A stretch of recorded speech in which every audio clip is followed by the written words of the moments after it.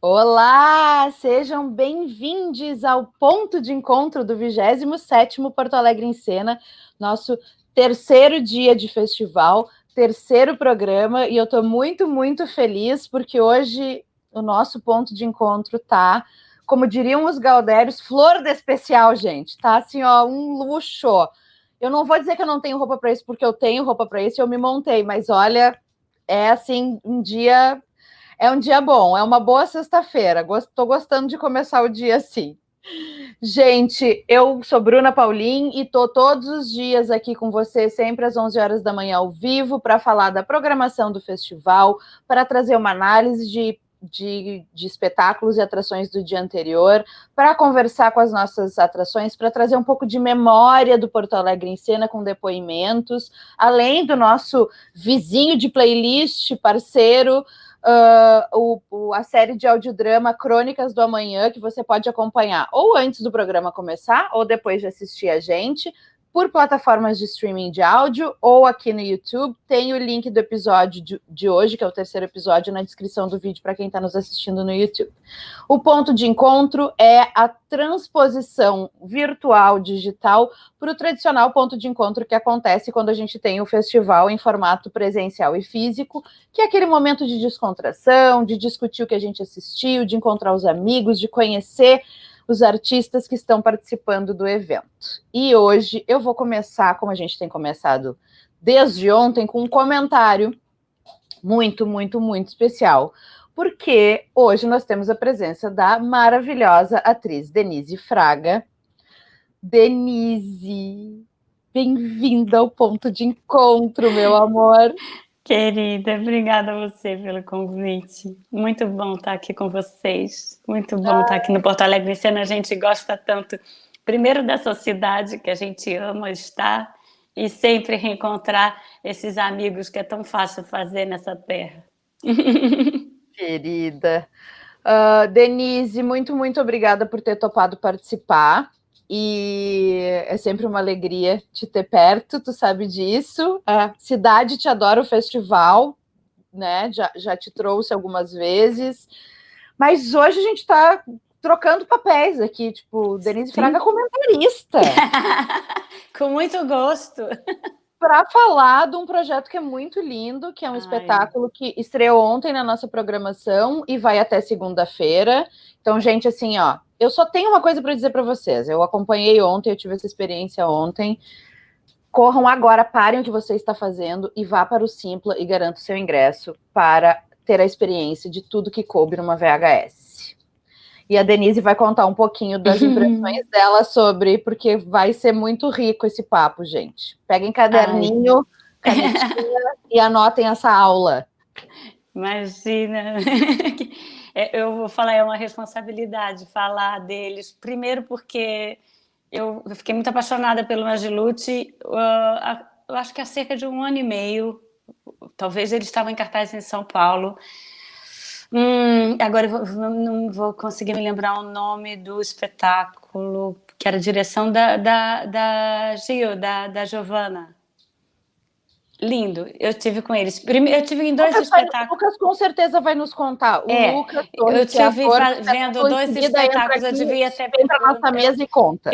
Eu devia ter pesquisado aqui antes de entrar, mas enfim, eu conheci eles em São Paulo num espetáculo que eu amei, e logo depois eu fui ver o espetáculo da Gil, eu já vi 2. Quando eu soube que eles estavam fazendo na pandemia, uma amiga minha me falou: você já viu o que o Magilute está fazendo na quarentena? Eu falei assim, não. Ela falou assim, foi uma coisa que realmente me tocou. E eu saí atrás para tentar conseguir, porque já estava difícil, porque é um espetáculo de 1 para 1.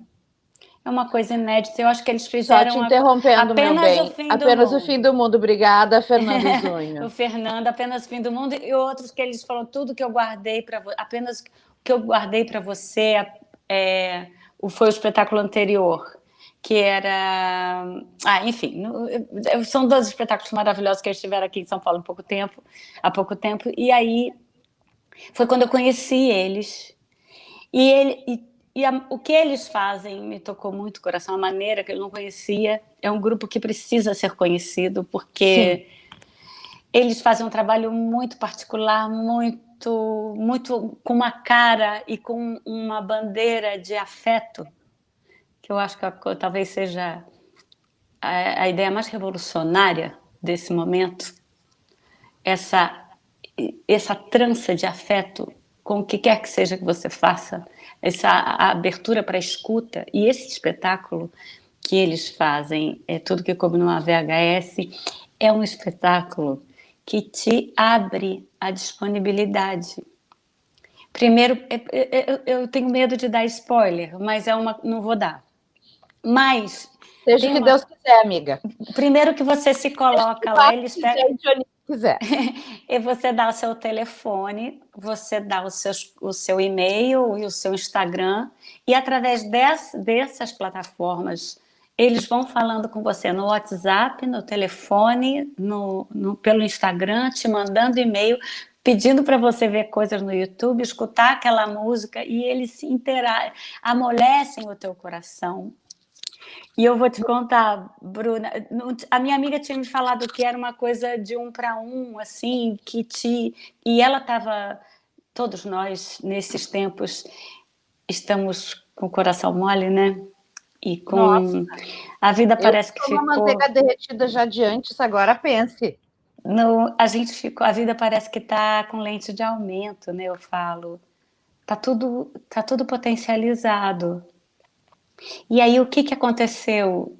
Ela disse que chorava no final, e ela não quis me contar muito. Quando eu fiz com o Mário Cabral, maravilhoso, que eu já tinha amado o trabalho dele nos outros espetáculos, todos eles são incríveis, mas aí ele começou a me mandar coisas, a interagir, e é um limiar que você fica como espectador, mas não é completamente espectador, não é? Você não sabe se é para você interagir ou não. Eu tive a mesma sensação. Não é? E eu não sabia se eu mandava de volta uma mensagem, se eu entrava na coisa ou não, até que uma hora ele fez uma coisinha assim, que ele pergunta, lembra de uma foto, não sei o quê, e ele falou, lembra? Quando ele falou, lembra, eu não sei o que me deu, eu larguei todas meu ego, a minha pessoa, e eu entrei naquele negócio, eu falei assim, sim, e eu comecei a estar junto, mas também numa medida para não atrapalhar, porque eu não sabia o quanto que eu devia reagir ou não, mas eu sei que é uma experiência, e que põe que assim, eu não gosto de usar essa palavra teatro para essas experiências cênicas que a gente teve durante essa época e que foram muito ricas de descobertas. Eu acho que a gente descobriu um lugar novo, isso aí a gente pode falar até mais um pouquinho.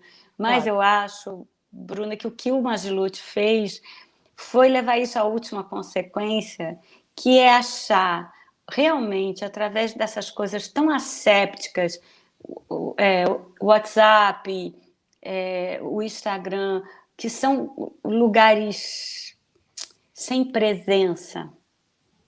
Sim. Eles ressignificaram a presença nesses lugares, com esse espetáculo, para mim. Eles te chamam a presença afetiva na internet. Eles te contam uma história que você, por estar ali, já faz parte. Você faz parte da história, você é personagem da história, mas você não pode... Assim, não pode. Eu interagia numa medida tímida, mas numa medida muito delicada, como é o espetáculo. Você fica num grau de delicadeza, assim, você fica num grau de disponibilidade com medo de ferir o que está te sendo proporcionado e, ao mesmo tempo, querendo absorver aquilo no maior grau possível. É imperdível. Eu concordo contigo, eu tive a mesma sensação de eu não quero interferir e atrapalhar o processo, porque a gente não conhece exatamente não sabe como é que vai funcionar, então tu fica com aquela sensação de eu comento, eu interfiro, eu respondo, eu não respondo, e eu comecei a interagir um pouquinho antes, porque eu comecei a rir muito de uma coisa que ele comenta um pouquinho antes, lembra? Mas no Lembra eu já tinha entrado totalmente. Eu virei parte daquela história, eu abracei como minha, eu me tornei aquilo ali. Mas até então eu estava assim, porque a gente ainda vai com aquele pensamento de espectador, com a quarta parede entre nós. E a gente que é meio do meio, assim. Aqui não tem isso, na verdade, né? Quando uma pessoa te manda uma mensagem, não existe isso. Quando tu está interagindo com alguém num canal como esse, não existe essa parede. Mas a gente ainda reage e responde como se a gente tivesse sentado em frente a uma caixa cênica tradicional. E é muito emocionante, é de uma delicadeza, assim. Exatamente, e eu acho delicado. que a palavra afeto diz muito. E eu acho que o espetáculo conversa muito com Eu de Você, mesmo sendo histórias completamente diferentes, propostas completamente diferentes, mas por trazer essa conexão da realidade e do afeto. Exatamente. E olha, o Duda botou aqui um lugar de acolhimento. Exatamente, essa palavra é ótima, Duda, porque acolhimento é um negócio louco isso. Como a gente, nesse período, com tudo isso potencializado, as pessoas estão sensibilizadas, né? A alma da gente está cheia de renda, né? A gente já tem a alma rendada, mas eu acho que a gente está cheio de poros abertos, né? E aí eu fico pensando, na hora que aquela voz entra no seu ouvido, que você põe o fone, você ouve o áudio, nesses tempos foi um acolhimento. Você não quer que acabe, né? Quando acaba dá vontade de chorar.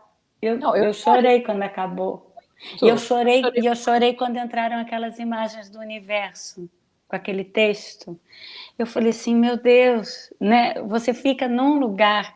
E esse espetáculo 1 para 1, eu achei uma ideia, e de uma coragem, né, Bruna? Assim, de uma coragem de exposição, de dar o seu telefone, de pegar, né? Ele dá o telefone, você entra no Instagram dele, você, né, a pessoa se abre para essa experiência humana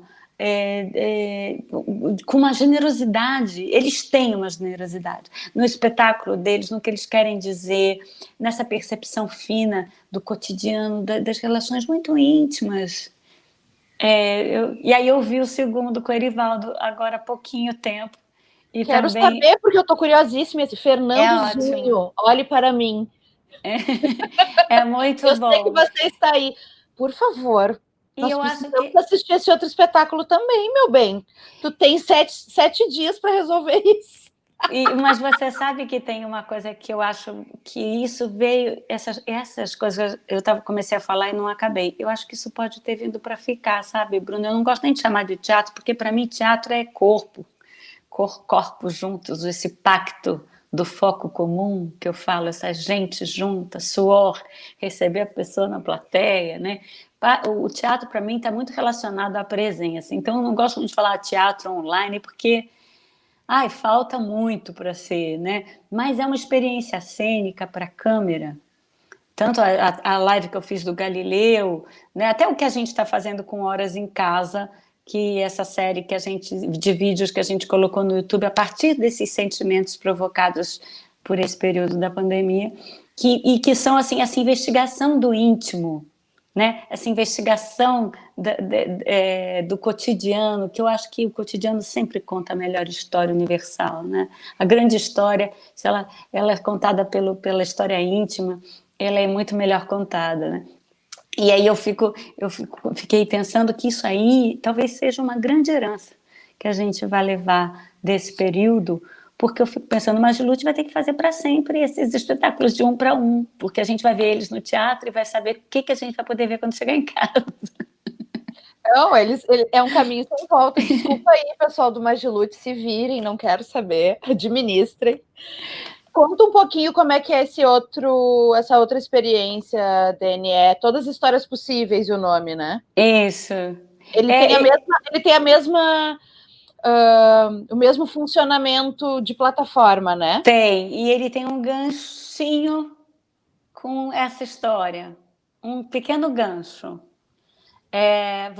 Às vezes você fica em dúvida se ele trança um pouco a mesma história. esse tem um acidente de carro, né? E você não tem problema eu falar isso porque isso é dito logo no início. Eu fico com medo de dar spoiler. Mas assim, Imagina, eu sou spoiler, bem distraída para a isso. experiência ela é tão bonita e sensível e impactante, de uma singeleza ao mesmo tempo, né? Porque para pensar, é uma conversa com uma pessoa durante meia hora no WhatsApp e outras plataformas. Mas é uma conversa com uma Mas que não pessoa tem problema dar spoiler. Que tem coragem de dizer. Uhum. Né? É uma conversa com uma pessoa que, de uma maneira profunda, né? Eles falam num lugar profundo e de uma maneira muito simples, não tem nada, não é nada cabeção, não é nada. Eles vão ali no teu coração, mas falando coisas muito e poéticas e delicadas e que te fazem pensar. Nesse último tem um passeio de carro. Você fica naquele passeio de carro olhando ali pela janela, vendo aquelas coisas inacreditáveis no meio da Paulista, no meio de Brasília, no meio que eles colocam um vídeo muito bom. Então, eu recomendo muito e eu recomendo seguir para sempre Magilute, onde quer que eles estejam iluminando esse Magilute. Não sei exatamente o que significa, mas eu sempre acho que é uma lanterna mágica que Vamos ilumina. perguntar para o Lucas, que E daqui a eles pouco iluminam ele vem mesmo. para nossa mesa aqui. A Alice aqui assisti ontem, estou impactada. Alice, eu também. Assim, eu fiquei transtornada. Eu achei que eu não ia conseguir parar de chorar. Quando o Lucas me chamou no final, eu estava chorando muito. Eu disse, cara, eu estou chorando demais. Eu preciso respirar e tomar uma água antes de falar contigo. Porque eu não estava esperando isso. Eu estava esperando algo que eu fosse me divertir muito, que ia ser interessante, afinal, esse novo fazer cênico, né? O que é isso? Vamos lá, tu tem que te desconectar de todo o resto, mas seguir conectada, tem esse desafio. Para mim teve isso, assim, tinha muita mensagem de WhatsApp entrando e outras coisas, e eu tendo que, né, me descolar do resto. Eu achei que ia ser uma coisa bacana, mas eu não esperava que emocionalmente fosse me arrebatar tanto. E é bom você falar que é um choro bom, né? Não é um choro bom. É um choro lindo. Choro bom. Aquele dá vontade de falar assim, obrigada, eu queria chorar, obrigada. Eu tava precisando. Muito bom, eles são incríveis. Não, gente, é maravilhoso, pelo amor de Deus, é uma coisa de louco, assim. Deni, falando disso, dessa tua opinião sobre, não gosto de chamar de teatro. Mesmo assim, tu tá produzindo horrores e fazendo um monte de coisas. É inacreditável. Não gosto de chamar de teatro, mas tá aqui, né? Conta um pouquinho pra gente o que tu tá aprontando nesse ambiente cênico digital, ó. Não estou chamando de teatro online. Então, Bruna, a gente até falou quando eu fiz o Galileu, né? Você fez uma matéria linda lá. Assim, primeiro foi o Galileu, que foi logo no início, veio a história do Galileu para o Sesc. Eu já queria fazer esse negócio, porque sempre achei... Eu queria explicar um pouco para mim mesma por que eu fui fazer o Galileu Galilei, essa que vos fala, querer representar esse personagem, porque esse texto sempre foi um caso de amor meio avassalador para mim, tanto que eu fiz no teatro, a direção da Galileu, Cibele... inclusive, teve no Porto Alegre em Cena. Teve. Foi uma experiência e tanto, era um baita elenco, era uma mega produção, muita gente. Um espetáculo espetaculoso, música lindo. E aí eu queria fazer esse, que eu já tinha até o título na minha cabeça, que era Galileu e Eu, a Arte da Dúvida. Que foi. E aí, quando o Zé falou para mim, o Sesc quer que a gente faça alguma coisa. E ele falou, vamos então fazer o Galileu que você queria? E aí começamos eu e Zé, assim como a gente está aqui, eu ensaiava aqui com ele, eu botava a câmera e a gente foi vendo o que a gente queria falar, a gente foi vendo e virou essa...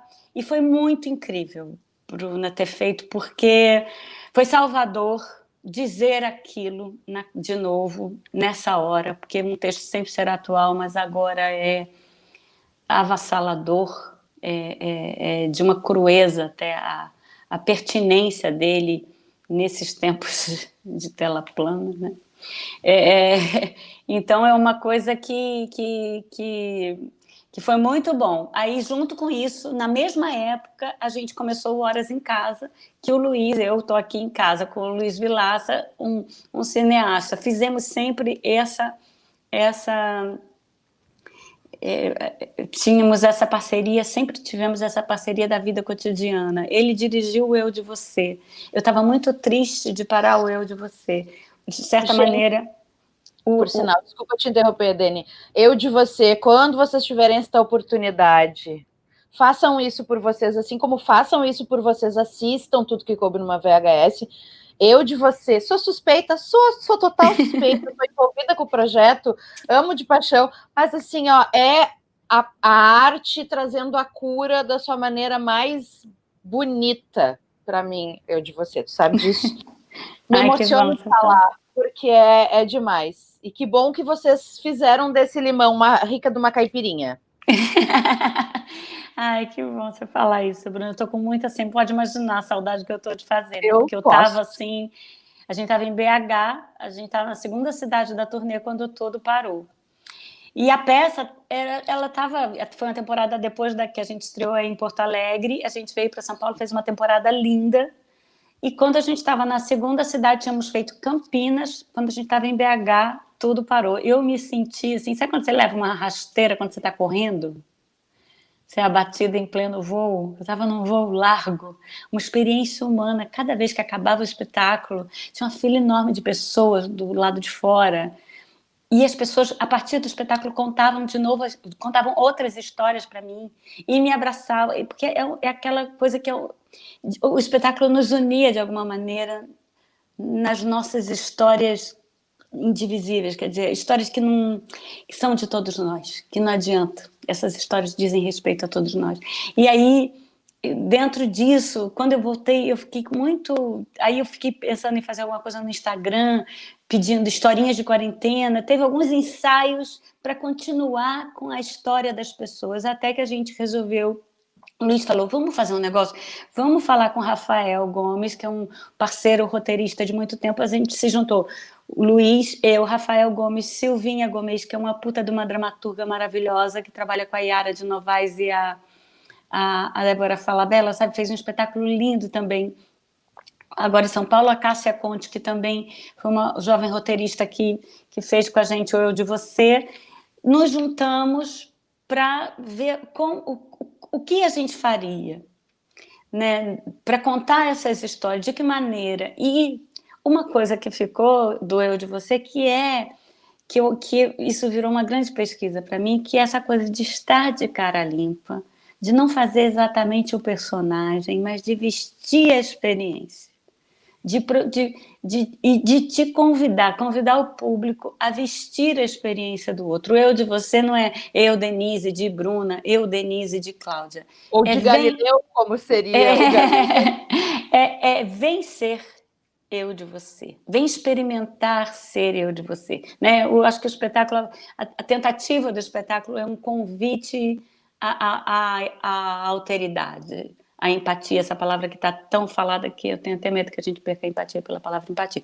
Mas, mas é um exercício de empatia, de você se colocar no pathos do outro, colocar-se na paixão vivida pelo outro, no sofrimento, na alegria do outro, vestindo. E por isso eu faço de cara limpa.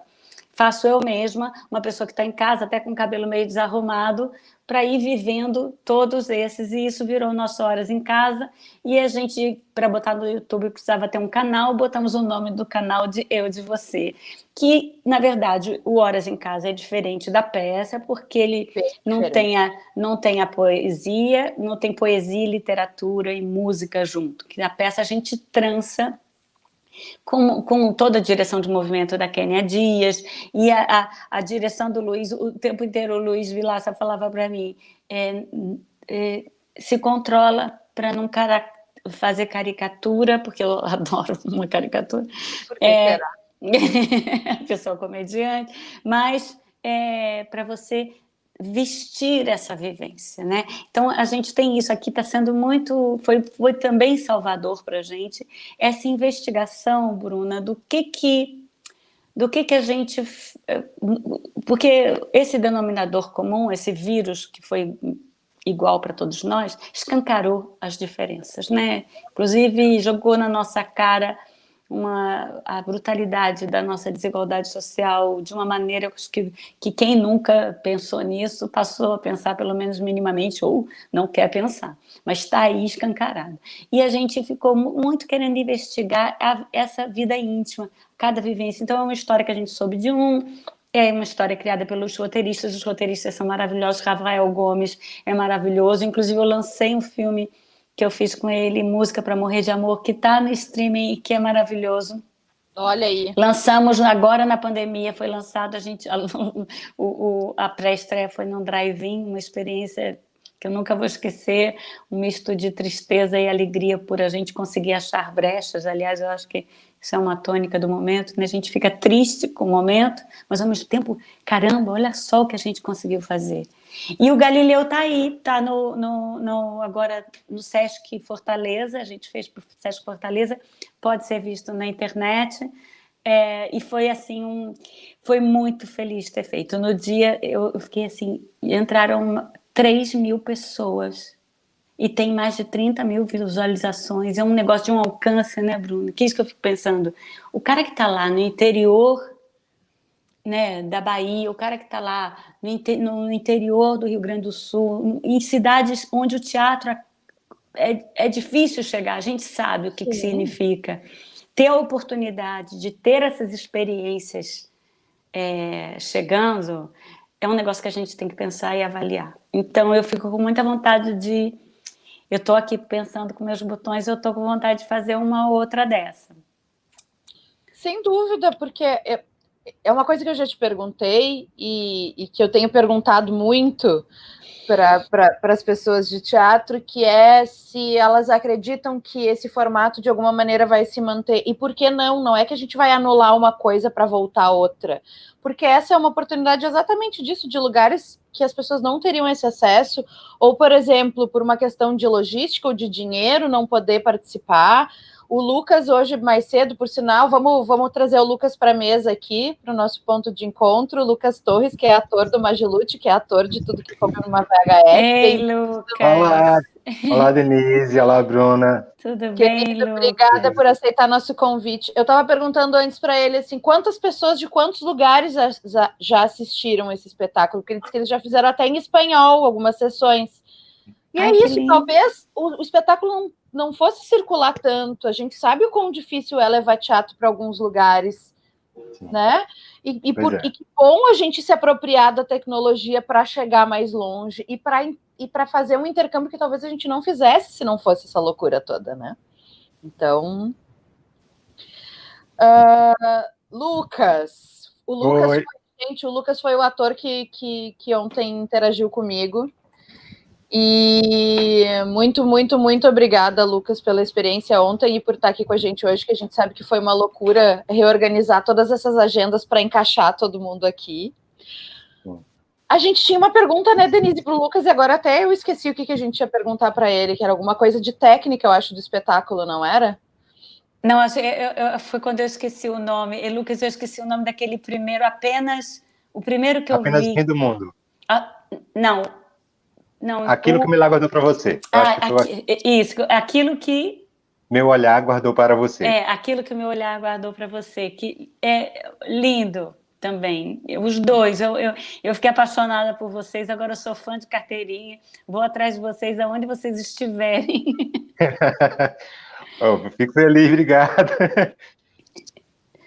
É muito bonito o que vocês fazem, Lucas, porque esse espetáculo de 1 para 1, ele inaugura eu acho que eu nunca tinha feito isso com ninguém, e você usar o WhatsApp, o Instagram, o Spotify, o que você, né, o YouTube, a gente usar isso a favor da poesia desse jeito, tão intimamente. Eu acho que eu tenho falado que a gente precisa dar um olé na internet, porque eu sinto que a gente é muito mais usado por ela do que usa, né? A gente acaba sendo engolfado aí pelos algoritmos e tudo, mas eu acho que quando a gente consegue usar a internet de uma maneira afetiva, como vocês fizeram, é meio um tapa na cara, é meio uma vingança, sabe? Uma boa vingança. Parabéns, viu? Muito bonito e muito corajoso, muito generoso de ser esse 1 para 1, de abrir o WhatsApp de vocês, a intimidade. A intimidade. A vida é muito bacana, muito legal. Lembrei qual era a nossa pergunta. Magilute significa o quê, Lucas? Ai, meu Deus, já começou assim. Queria só começar agradecendo pela participação. Para a gente é bem importante essa troca, né? E desejar bom dia para vocês, para você, Bruna, para você, Denise. São pessoas que a gente gosta muito. E aí, o que acontece? Magilute, então, o Magilute surgiu na universidade e surgiu num caso que a gente estava tentando descobrir essa coisa de pesquisar teatro e tal. E a gente foi convidado para participar de um festival. Uma professora chamou a gente e a gente não tinha nome. E aí foi uma coisa meio, resolve aí que vocês têm meia hora que a gente precisa botar na programação e tal, e começou a surgir um monte de nome troncho, assim. A gente já tinha um grupo de pesquisa, só não tinha o nome do grupo. E aí um dos integrantes falou assim, vamos botar Magilute. E aí a gente ficou, Magilute, o que é isso? Sabe? E aí ele pegou e disse assim, as iniciais do nome da gente. Então é Marcelo, Jordano, Lucas e Tiago. Nossa, a gente é que lindo! A gente é o KLP do teatro. Mas você sabe que é um nome para mim que ilumina, porque parece lanterna. Não sei por que eu achei que era lanterna mágica. Eu também em tinha algum lugar. Que era alguma coisa assim. Mas é mais simples, mas é sonoro, então a gente gosta. Acabou ficando mesmo. E é como Magilute. Mário, não, como é que é? Marcelo, Jordano, Lucas e Tiago. É porque Lucas Marcelo foi um dos integrantes do grupo que depois ele acabou saindo, mas foi um dos fundadores. Aí entrou o Mário para botar esse mar. Pois é. Criações pernambucanas, Magilute e Cobogó. Porque Cobogó também eram as iniciais dos arquitetos que inventaram. Sim. Gente, olha aí, essa gente de Pernambuco maravilhosa. Tem uma perguntinha aqui que eu estou vendo da Alice, onde podemos ver todos os exercícios e performances da Denise? Tá na internet, nesse canal do YouTube, Eu de Você, todas as nossas horas em casa, são vídeos independentes, você não precisa ver desde o primeiro, não é uma série que tem um arco, enfim, cada um é um, pode ver independentemente, chama Horas em Casa no YouTube, no canal Eu de Você. E o Galileu e Eu, A Arte da Dúvida, eu acho que ainda está no Sesc em Cena, que é o festival que o Sesc... Não é o Em Casa com o Sesc mais. Está no Sesc do Ceará. Entendi. Que eu fiz para o Sesc Fortaleza. E eu acho que ainda está lá. Dá para ver. Vale a pena. O Horas em Casa é divertidíssimo, gente. É muito bom. Eu adoro aquela mãe desesperada na porta do quarto do filho. Aquele cretino daquele filho que não abre aquela porta. Quero dar nele. Sei, muitas histórias. O pior é que tudo tem um fundo de verdade. E é inacreditável. Uma pessoa que resolve fazer um isolamento no isolamento. Dentro da própria... isolar dentro de casa.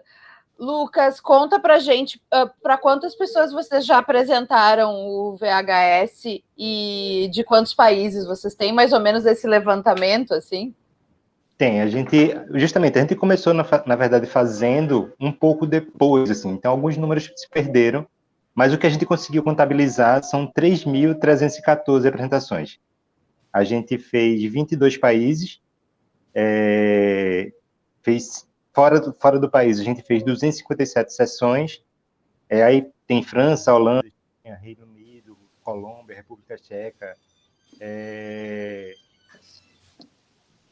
China, Japão, e aqui no Brasil a gente fez 23 estados e 270 municípios diferentes.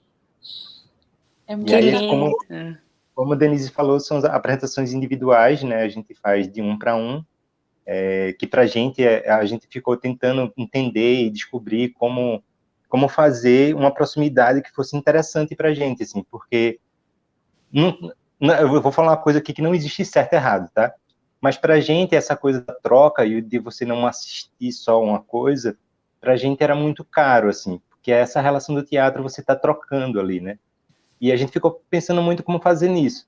Porque a live em si, para a parte da música, funciona muito bem. Mas como você aprender a atenção de pessoas com texto, com essa coisa que precisa de uma consideração ou outra, que o teatro físico dá abarca essa coisa, né? E a gente acaba que em casa tem várias coisas de dispersão, um cachorro, a família, às vezes você não tem um lugar silencioso e tal, e a gente fica pensando muito nessa coisa do texto, como é que funcionaria isso. E aí foi quando a gente começou a pensar e tentar organizar justamente formas de tentar aproximar o público da gente. E aí foi que veio essa ideia de 1 para 1 e também de utilizar as redes sociais, que é uma coisa que todo mundo estava usando muito nesse período, né? Para tentar se comunicar e tentar manter os contatos vivos. Então, a gente foi por aí. E o VHS, ele era um projeto que estava em desenvolvimento antes da pandemia, ou ele surge bem por uma necessidade de o que a gente vai fazer agora? Exatamente, é bem o que a gente vai fazer agora.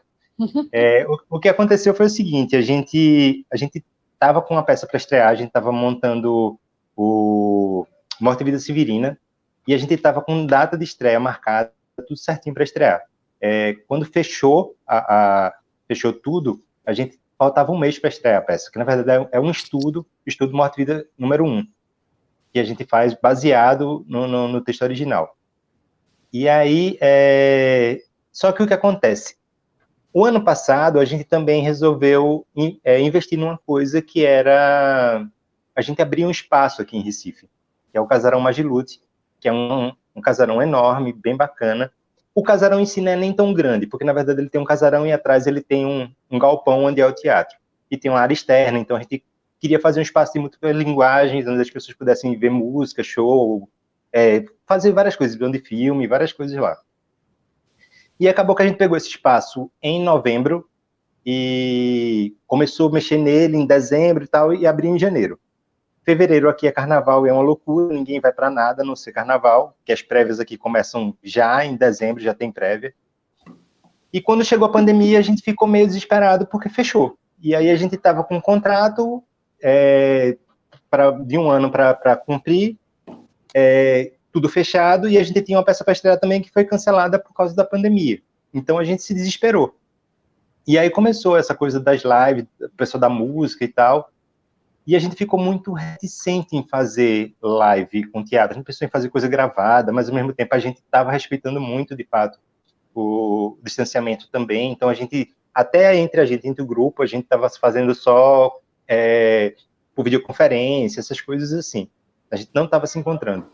Então a gente foi conversando as coisas e disse assim, mas a gente tem dificuldade, como é que a gente vai ter uma câmera, vai ter esse olhar da câmera para poder fazer alguma coisa em casa e tal. Então assim, não, vamos pensar numa coisa. E acabou que a gente foi pensando, o Jordano, que é o diretor da peça, que é membro do grupo, já é um dos fundadores também, teve uma ideia, disse assim, tem uma ideia de a gente fazer uma coisa interativa pelas plataformas. Aí a gente foi conversando, todo mundo gostou da ideia, e aí ele disse assim, vou trazer umas coisas aqui para vocês irem olhando. Aí ele foi mandando material para a gente foi gostando muito da proposta, mas de fato a gente estava se jogando numa coisa que a gente também não sabia se ia funcionar ou não, porque é um risco, a gente construiu e inventou essa ideia doida do nada, né? Então para a gente não sabia se ia funcionar. Mas graças a Deus funcionou muito, assim. A primeira temporada a gente teve, a gente começou fazendo de quinta a domingo com 3 pessoas, depois a gente estava fazendo de terça a domingo, a gente inclusive ampliou o horário também, que a gente fazia de 8 horas, começou para as 7, depois começou para as 6 horas, e a gente fazia de terça a domingo. Então, para a gente foi muito legal, assim, fazer de 6 à meia-noite, de terça a domingo, era um orgulho muito grande pela troca que a gente teve com o público e a resposta, né? Foi muito bacana. Parece alguém que eu conheço que adora fazer uma sessão extra quando vem para Porto Alegre, sabe?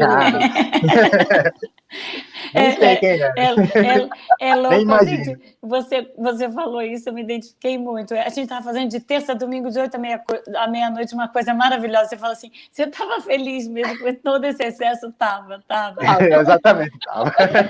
Parece alguém que eu conheço. A gente tem esse privilégio, né, de trabalhar numa coisa que a gente adora fazer. Isso é uma bênção, né? Exatamente. E a troca, na verdade, ela alimenta, né?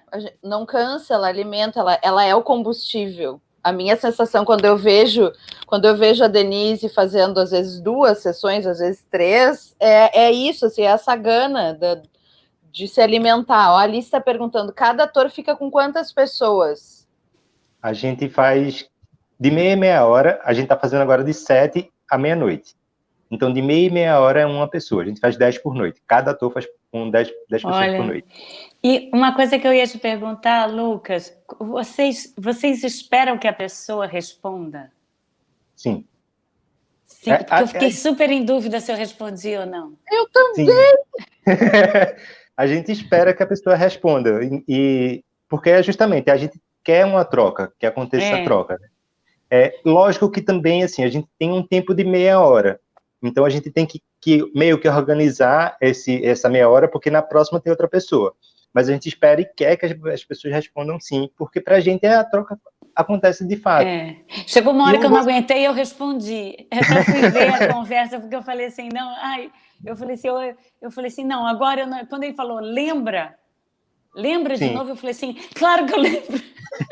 Porque justamente a gente tem umas chaves que a gente faz para a pessoa justamente falar, chamar o nome da pessoa, dizer assim, fulaninho, você lembra disso? Tem algumas chavezinhas que a gente descobriu que faz com que a gente consiga aproximar a pessoa, sabe? Porque é justamente essa troca que faz a coisa gostosa, porque a gente vai fazendo, aí depois a gente faz a ligação para agradecer no final, e muita gente diz assim, nossa, vocês fizeram isso para mim, sabe? E é justamente, não só a história você acaba relacionando para você, porque na verdade a história ela tem um quê de aberto, né? Que você pode justamente trazer para suas memórias, e tem umas induçãozinhas que também que na dramaturgia tá, mas também tem essa coisa da interação direta, faz com que de fato seja para você. Então, isso é uma coisa bem bacana, assim, que o trabalho tem, que eu acho. Mas o espetáculo é sempre, quer dizer, o espetáculo, né? A gente tem esses nomes, eu não sei nomear. A sessão, ela é igual, né? É igual. Tem um texto, ela é igual para todos. E eu fico pensando, quando eu faço 3 sessões, como a Bruna falou, às vezes louca que eu fiz 3 sessões, tem horas que eu estou assim na terceira sessão ou na metade da segunda que eu falo, eu já falei isso. Vocês não têm isso? Essa coisa de você falar, meu Deus, será que eu já falei isso? Eu acho que eu estou pulando. Nunca se atrapalharam na condução da história com 10 telefones por dia, ou mandaram um vídeo errado, link errado, trocou o nome da pessoa. Já aconteceu, inclusive, de acontecer o seguinte, que às vezes a pessoa não acompanha como no tempo que deveria. E às vezes ela atrasa um pouquinho a mais. Então, em vez de fazer com 30 minutos, a pessoa fez com 35, 40, sabe?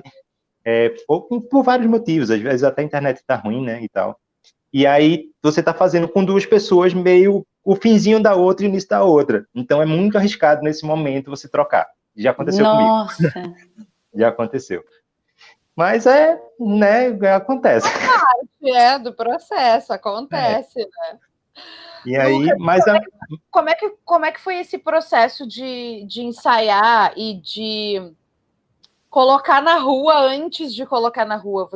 Vocês convocaram cobaias, vamos dizer assim, amigos para interagir pela primeira vez, para testar o que funcionava e o que não funcionava? Tinha alguma coisa que lá do início do processo vocês acharam, isso aqui vai ser maravilhoso e foi uma porcaria, tiveram que tirar? Aconteceu isso? Olha, especificamente uma porcaria, eu não sei, porque na verdade eu acho que cada pessoa, ela como o trabalho acaba sendo um pouco aberto para a construção do público que está lá, né? Acaba que essa interação ela vai acontecendo com cada pessoa de fato. Então, assim, tem pessoas que gostam mais de certas partes. Por exemplo, tem algumas piadas no trabalho que não funcionam. com algumas pessoas e com outras funcionam muito. Sim. De a pessoa fazer e ficar conversando depois, assim, muito pela piada. Ou por outras situações também, assim, uma cena que é um pouco mais dramática e tal, e ela comentar muito depois daquilo. Mas o processo da gente foi justamente, a gente foi construindo, sim, é uma característica do Magia Luta, a gente sempre abre processos.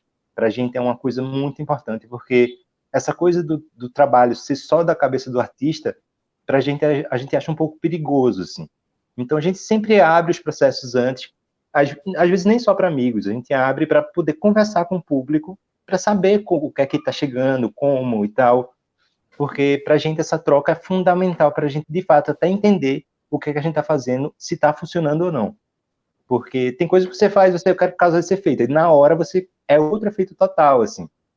Então, essa troca dos ensaios abertos para a gente é muito cara, e a gente fez esses ensaios com outras pessoas, nesse caso eram amigos, porque a gente não podia sair pegando o WhatsApp de qualquer pessoa e dizer, não, eu vou fazer contigo. Mas a gente foi fazendo justamente para poder entender, né? Inclusive, cada pessoa que ia fazendo, cada integrante que ia para fazer o treinamento tinha que fazer também para entender, inclusive, os tempos, as conversas, como é que funcionava. Então, todo mundo fez com cobaias antes de fazer mesmo o projeto. Ai, Val, amada. É a amiga Val, querida, né?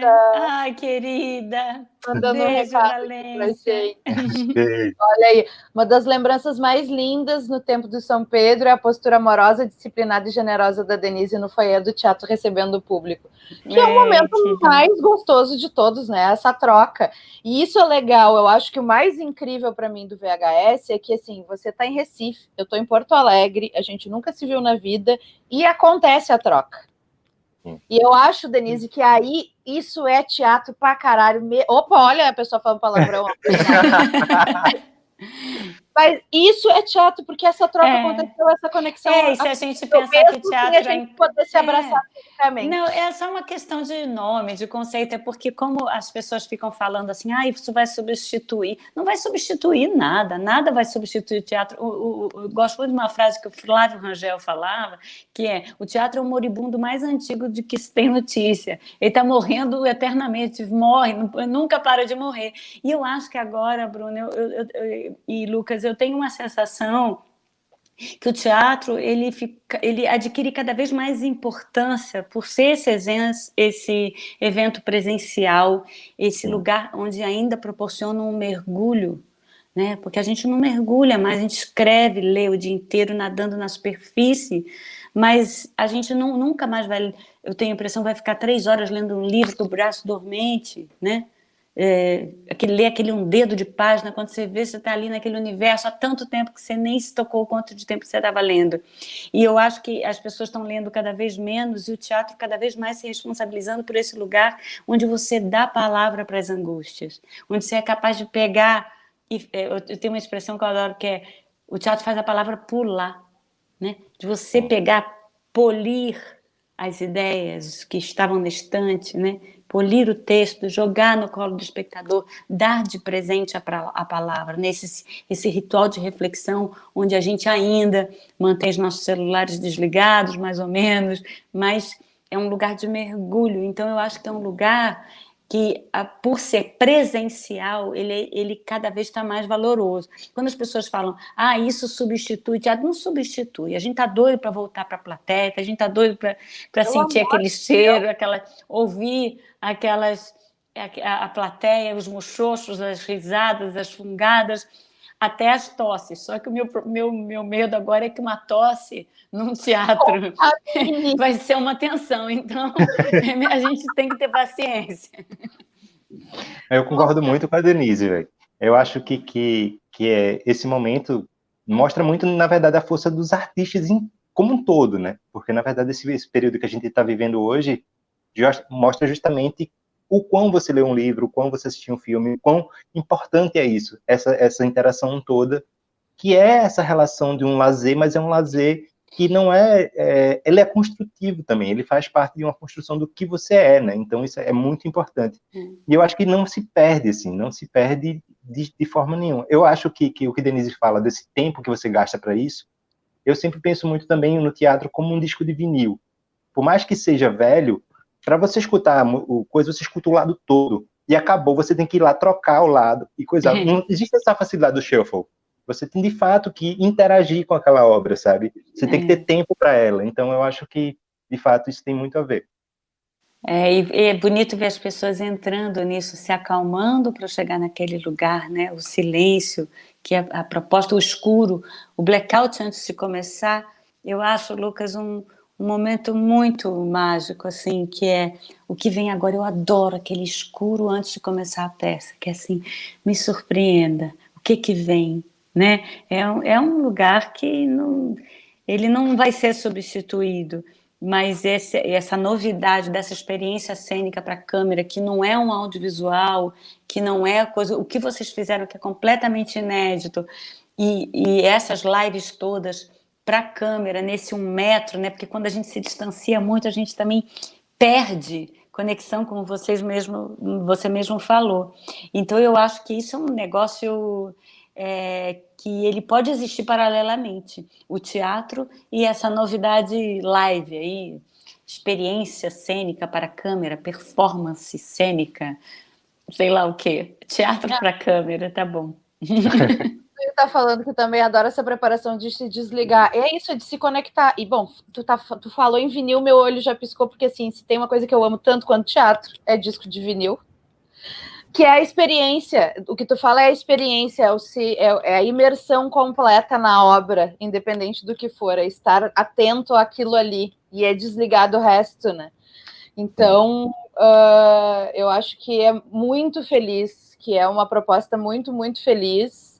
Espero que muita gente possa acompanhar.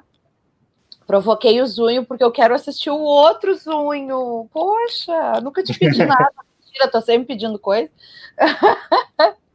Lucas, conta pra gente uma coisinha antes da gente encerrar, porque a gente ainda tem 2 convidados. O papo tá muito maravilhoso. A gente podia ficar aqui até às 10 da noite, se a gente quisesse. Também acho. Absoluta. E eu espero que a gente consiga fazer esse encontro presencial em 2021, fazer esse ponto de encontro numa mesa de bar mesmo. Ai, que delícia. Direito. Imagina, Denise. Vamos embora, nós 3, tá marcado. Tudo que a gente quer. Tudo que a gente quer. As reações das pessoas, Lucas. O que vocês costumam receber e o que já rolou de inusitado, assim? Então, as reações, elas são... É engraçado, porque a maioria das pessoas se emociona muito. Eu acho que, na verdade, inclusive, tem os períodos muito específicos, quando o trabalho começou, né, que todo mundo estava, de fato, isolado. 7 de maio que estreou o espetáculo, né? Exatamente. Então, tem esse momento muito específico, inclusive, que estava todo mundo com muita saudade, e o trabalho foi muito pensado na construção desse momento que se vivia, que era esse isolamento total. A gente aqui em Recife chegou a ter o lockdown mesmo e tal. Então, para a gente tem esse momento que era um momento que a gente todo estava mais sensível com várias situações. Mas, até hoje, as pessoas se emocionam bastante. Lógico que não é todo mundo, as respostas são para cada pessoa, mas, geralmente, a resposta é bem boa. E aí, nisso, nessa coisa inusitada, já teve algumas situações que foram, assim, meio delicadas, até de falar, mas, assim, a pessoa diz assim, olha, uma pessoa acabou de falecer e ela deixou uma carta para mim. E aí, quando a gente faz uma peça dessa, que tem uma história relacionada a isso, aí a pessoa, tipo, ela não conseguia quase falar depois, sabe? Então, tem algumas coisas que, de fato, essa coisa da mistura da arte com a vida, elas... Tem algumas surpresas que são muito doidas, e tem pessoas que ficam mandando mensagem como se fossem muito amigas da gente, sabe, depois, porque a gente, de fato, cria uma relação. A gente cria uma relação com a pessoa. Então, tem uma pessoa da Colômbia que, até hoje, a gente está trocando, eu coleciono, de fato, vinis, e a gente está trocando informações sobre música, ele mandando coisa da Colômbia para mim, e eu mandando coisa daqui para ele. Assim. Eu quero esse contato!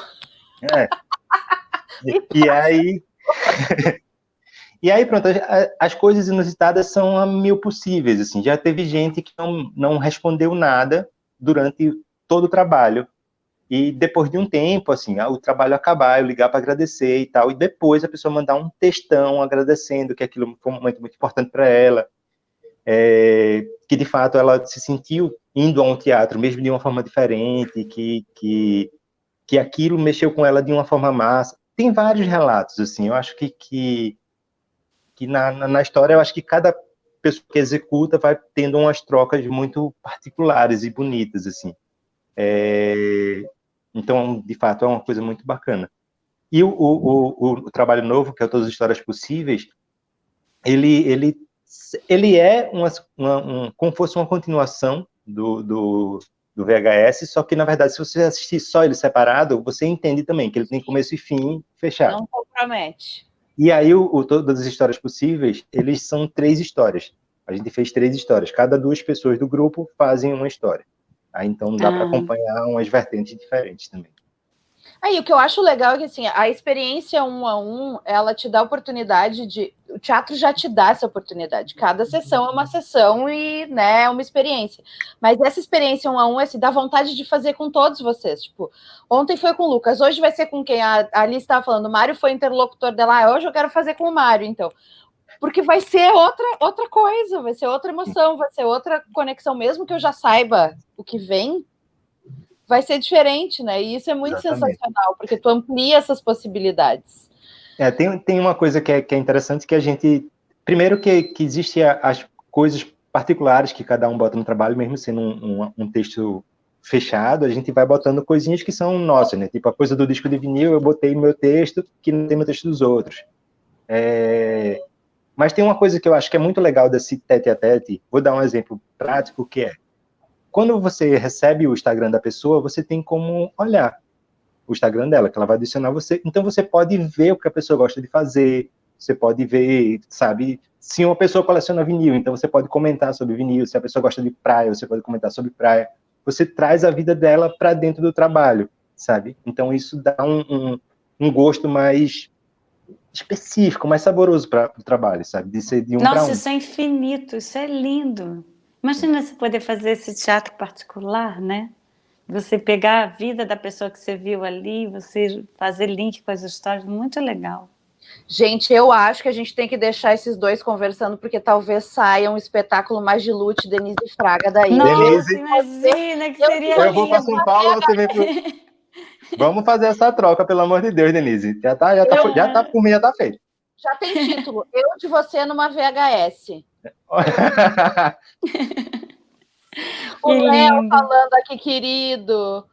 Denise, te amo, faria todas as mulheres do Nelson Rodrigues maravilhosamente, concordo. Olha que lindo. Ai, eu ia adorar. Você sabe que era um projeto antigo que eu fui abandonando, fazer um Nelson. Olha mas aí. Eu ainda farei um dia. Meus queridos, eu só tenho a agradecer vocês. Muito obrigada por disponibilizarem todo esse tempo aqui com a gente.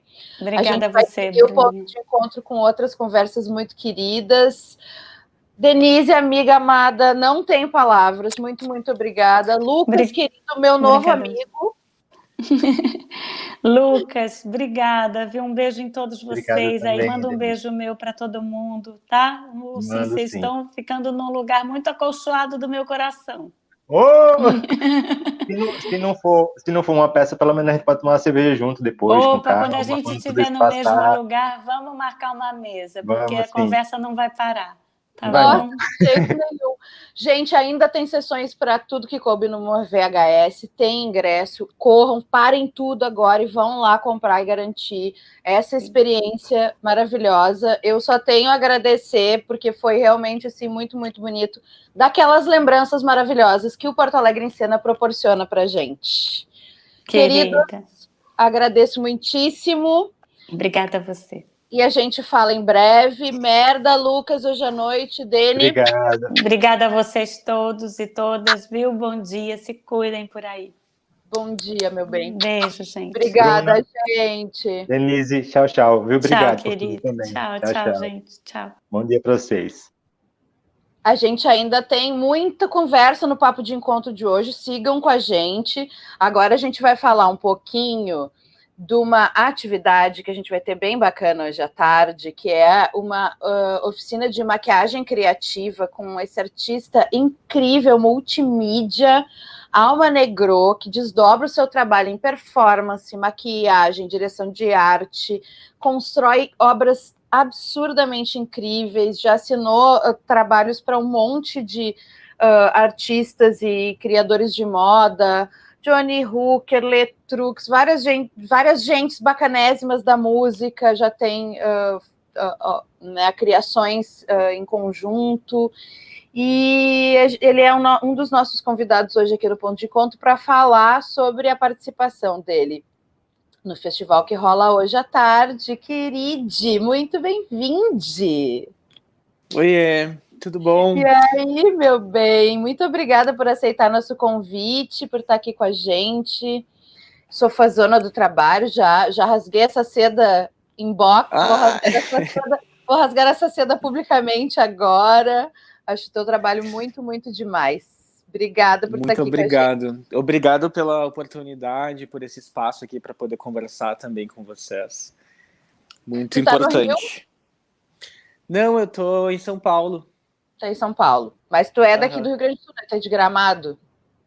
Sim, eu sou do Sul, mas já deixei o Sul já faz um tempo. Já tô morando na estrada, já tem alguns anos. Eu costumo brincar que eu moro na viagem, tô sempre por aí. Entendi, gostei. Meu bem, conta pra gente um pouquinho. Essas formas dessas tuas criações, para quem não conhece o trabalho, joga lá um Google, porque vale a pena conferir, gente, porque quando as pessoas falam maquiagem, a gente pensa uma coisa mais tradicional, mesmo maquiagem de cena, e essa construção de Alma Negro, ela é uma construção 3D, assim, tem essa batida de novas formas. E eu achei muito bacana, porque essas novas formas que tu constrói nas tuas criações, elas conversam muito bem com essa temática curatorial do Encena esse ano, que é o Corpo Futuro. Como seria um Corpo Futuro assinado por Alma Negro? Capa da revista do nosso festival, inclusive, obrigada, Fernando Zunho. Vou aqui pegar a capa para mostrar para o pessoal. Eu amo, essa capa é linda. Eu quero muito a minha. Tô esperando a minha chegar aqui em casa. Eu acho muito especial. Correio, provavelmente. Gente, inclusive, esse trabalho, essa capa, ela foi clicada em 2018, se não me engano, na verdade. E é um trabalho muito especial, que ele fala exatamente sobre futuro. Né? A ideia, a gente convidou várias pessoas para falar sobre maquiagem. A ideia também era um trabalho que era sobre maquiagem para uma marca de maquiagem, na qual eu deveria abordar isso, né, do tipo, o que é esse corpo futuro, o que é uma maquiagem no futuro. E no final das contas não é necessariamente sobre maquiagem, mas é sobre a forma como tu expressa ela, né, a forma como tu pensa um novo corpo. Eu acho que a gente não tem tempo para perder com tendência, né? A gente passou tanto... A humanidade, ela se utilizou da vestimenta, do fashion, enfim, da imagem, da autoimagem, né? Até a maquiagem em si, se parar para pensar nas pinturas corporais, tudo sempre teve um sentido muito profundo. Pode ter sido espiritual, para fazer, ou enfim, ritual, para falar sobre castas sociais, enfim. A maquiagem sempre foi atrelada a diversas formas, né, de expressão.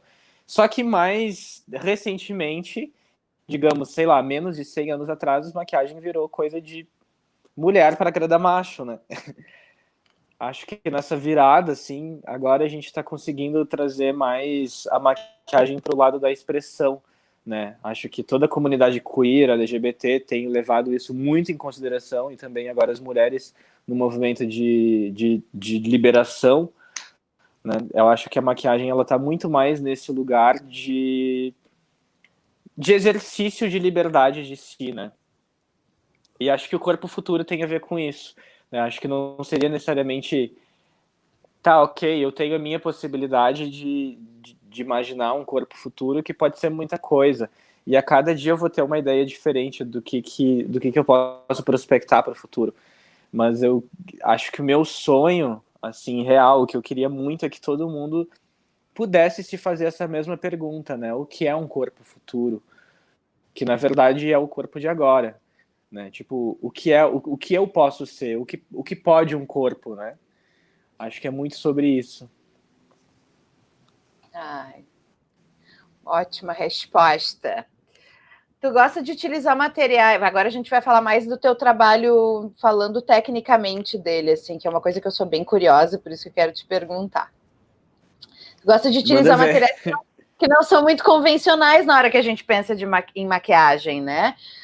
Eu queria que tu contasse um pouquinho sobre isso, o que tu utiliza nos teus processos e nas tuas obras, da onde vem isso, quando tu começa a te conectar com usar, por exemplo, sucata, que às vezes acontece, né? Eu acho que dá para usar tudo, né? Porque para mim é muito uma coisa plástica, né? Quando eu trabalho com construção de imagem, é muito sobre plasticidade, né? Quando a gente está criando imagem, toda imagem carrega um discurso. Eu gosto de elevar todas as imagens ao lugar de magia, né? Eu gosto que tudo tenha esse lugar que te faça imaginar alguma coisa, do que necessariamente apenas, enfim, ser uma imagem, uma coisa pronta, sabe? Uma maquiagem nunca é só uma maquiagem. Ela tem todo um contexto, né? Do tipo, se ela tá numa peça, se ela tá num filme, se ela tá num editorial de moda, se ela tá numa publicidade, enfim. E eu acho que a gente pode se utilizar de vários artifícios para construir essa imagem, né? E às vezes pode ser outros materiais, sementes, papel, enfim. Eu acho que o uso desses outros materiais, para mim, eles trazem essa ideia de ressignificação e um convite à imaginação.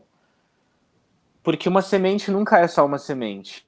Ou uma sucata, ela nunca é só uma sucata. Ela se transforma em outra coisa, né? Acho que um exemplo disso é tu pegar as obras do Bispo do Rosário, onde ele fazia os borados com talheres, com roupas que eles desfiava, com utensílios de cozinha, enfim.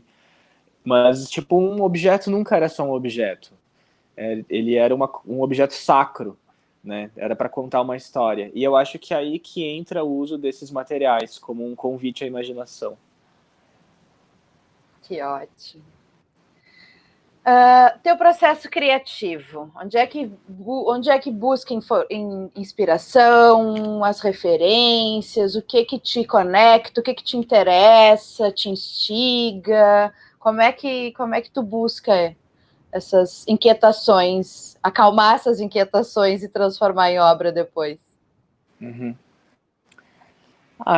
Tem muito a ver com o meu tempo, com as coisas que eu estou vivendo, né? Eu costumo dizer que as minhas maiores inspirações, assim, são os meus amigos. Então é quem eu ouço, com quem eu me relaciono.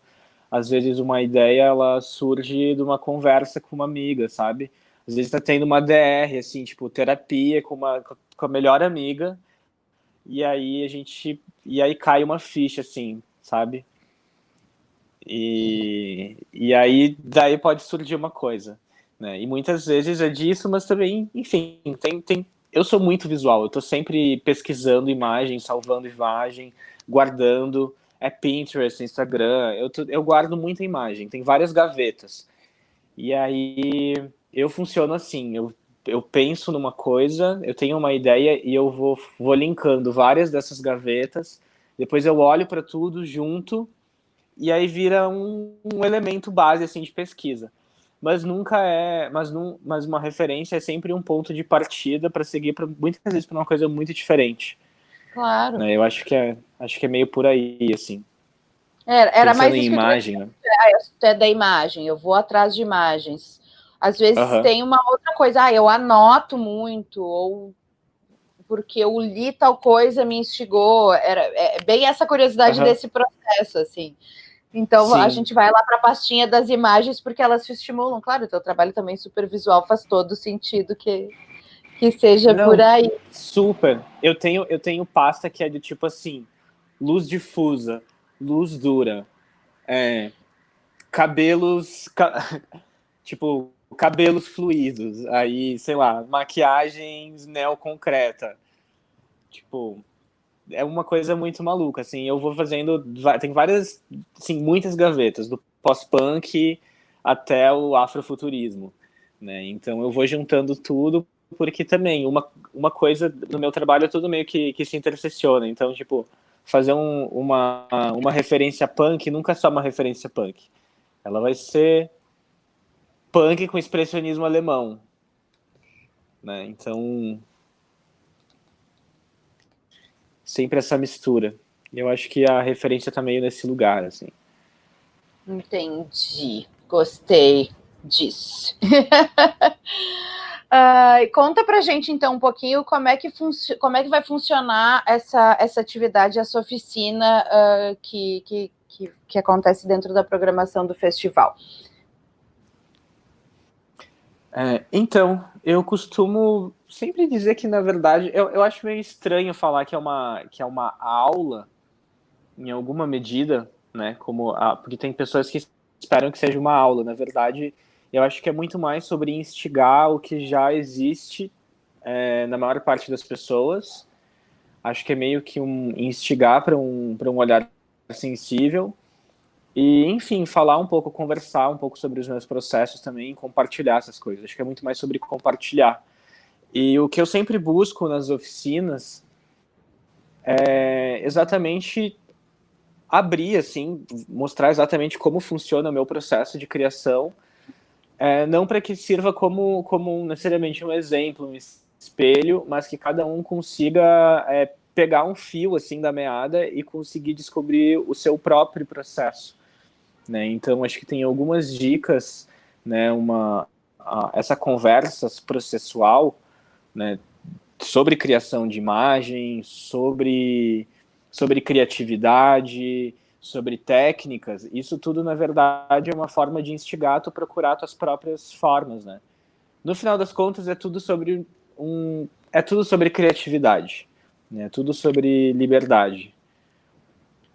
Então a gente vai conversar um pouco e aí eu vou abordar um pouquinho algumas coisas mais técnicas também, vou falar sobre algumas coisas que eu gosto de usar, algumas dicas de produtos que eu acho que funciona. Eu sou muito do assim, experimenta tudo. Então a gente pode pegar um pouco de argila e misturar com batom, fazer uma mistura. Tudo é possível. Então vou misturar um pouquinho dessas coisas que eu costumo usar, mostrar o resultado delas e, enfim, é por aí. Tu costuma dar esses workshops, né? Mas normalmente presencialmente, assim. Tu tá sentindo Sim. uma diferença de fazer isso online? Tu tá te ajudando de alguma maneira porque tu consegue oferecer talvez outros conteúdos ou informações ou oportunidades que no presencial, às vezes, por a gente conversar, trocar mais de um outro jeito, se perca? Como é que tá sendo um processo para ti, assim, dessa vida mais das telas? Tá, é mais difícil para ti ou não fez muita diferença? Eu acho que é um outro tipo de realidade, né? A realidade virtual ainda é uma realidade, mas eu acho que a gente se distancia muito, então a gente acaba tendo que aprender a entrar aqui dentro da tela mesmo, né? Eu já me acostumei um pouco, mas no início foi bem difícil. Eu estava dando aulas, eu dei muita aula durante a quarentena para vários projetos sobre maquiagem e eu consegui entender, inclusive, o que é mais importante. Eu não consigo estar presencialmente cuidando, dando os toques, assim, do tipo, enxergando numa qualidade real da maquiagem que está sendo feita, por exemplo. E eu gosto muito de ter esse cuidado exclusivo com cada pessoa que participa.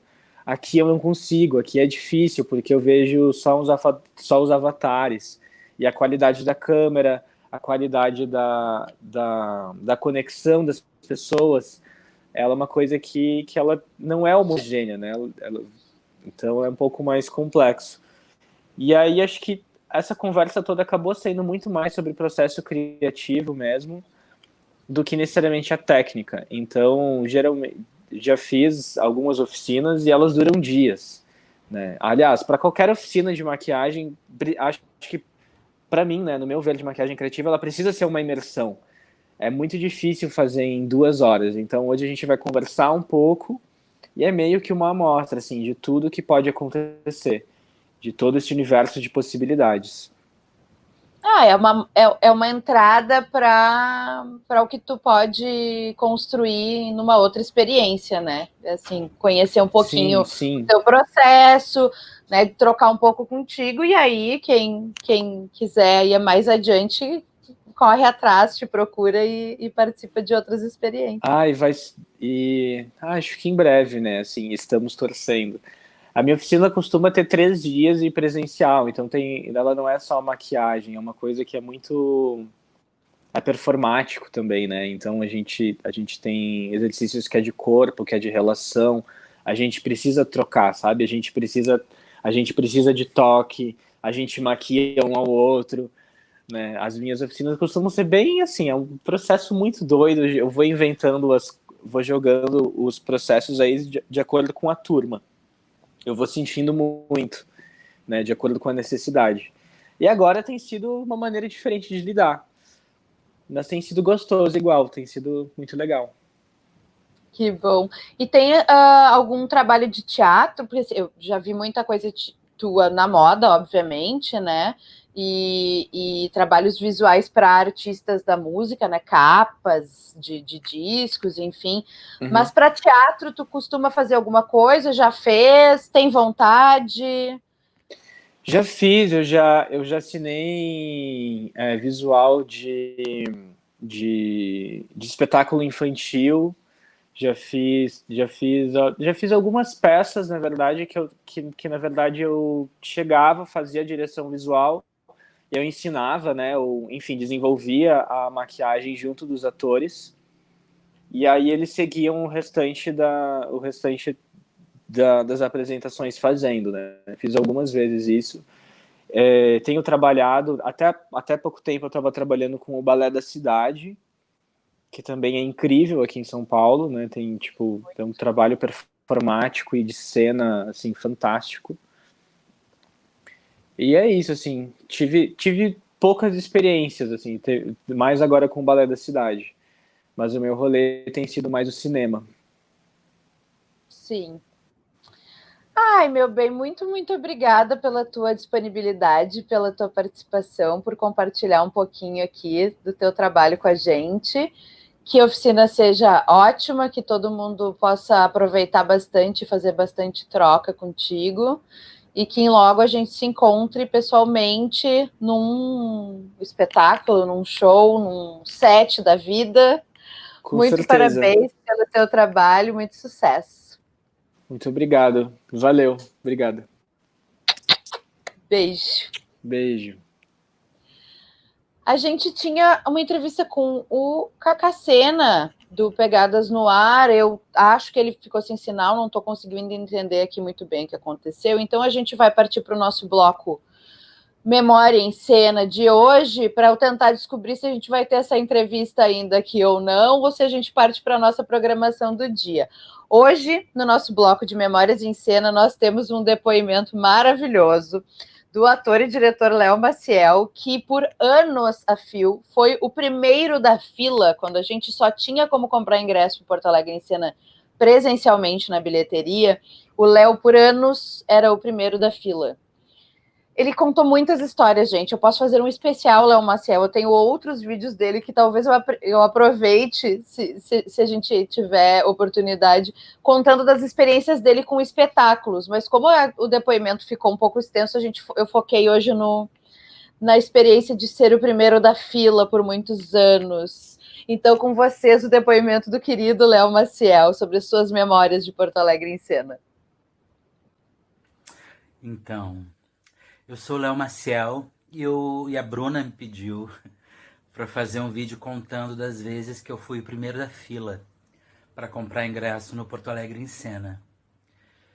Eu não lembro exatamente o primeiro ano que eu comecei a ir ao festival, mas quando eu comecei a ir profissionalmente, foi eu acho que em 2002, que eu, ainda desavisado, eu fui às 11 horas da manhã achando que eu ia arrasar, né? Não tinha mais nada, uma tragédia. No ano seguinte, 5 da manhã, Arrasei. Era no Bourbon Ipiranga. Eu cheguei e eu fui o 20º. Quase me suicidei. A partir de 2004, então, eu comecei às 3h30 da manhã, e 2004 foi o primeiro ano que eu fui o primeiro da fila. Daí foi 2004, 2005, 2006. Daí 2007 mudou o lugar, era lá na Ipatura, um lugar meio estranho. E eu tava louco. E tinha o Dr. Jekyll, que era do lado do lugar onde eu vender. Pensei, eu vou pro Dr. Jekyll e fico na frente do Dr. Jekyll e já garanto. E eu fui, gente, às 2 da manhã. Em 2007, nesse lugar que tava fechado, eu não tinha certeza se era ali. E era, daí eu fui primeiro da fila. 2007, 2008, daí eu acho que foi em 2009, eu cheguei.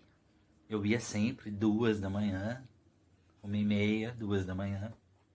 E daí em 2009 eu cheguei e tinha uma pessoa na fila, que não era da classe artística, era um desconhecido. E daí eu descobri que ele era pago, ele estava sendo pago por alguém para estar lá para comprar os ingressos.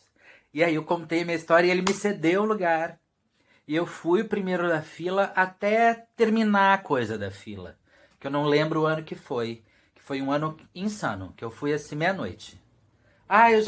Eu ficava histérico porque eu achava que eu não ia conseguir. E eu gosto de sentar nos lugares bons, porque eu sou cego, então eu gosto de sentar bem na frente. E eu fui meia-noite com o pessoal que estava organizando as coisas da fila. Laura, Denis e Ara já estavam lá ainda indo para casa. E eu já cheguei, já peguei a usina aberta, porque eles estavam lá, e já fiquei. E era uma loucura, gente. A gente ia, era só dinheiro. Sorte que os assaltantes não estavam ligados, porque eu ia pra usina essa hora de madrugada, sozinho às vezes, com 500, 600 reais no bolso em dinheiro. Tem noção disso? Às vezes era só eu. Me lembro uma vez era uma chuva. Daí eu corria pro Bar do Paulista, que eu não sei nem se era Bar do Paulista naquela época.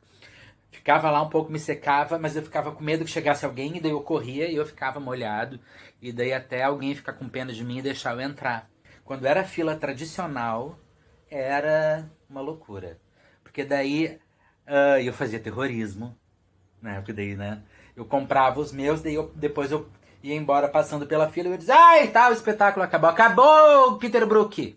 Não tem mais Peter Brook. E as pessoas gritavam, choravam, e eu assim, aqui tá o meu. Ai, gente, esse depoimento sensacional de Léo Maciel. Vocês não têm noção. Chovia muito nas aberturas de bilheteria.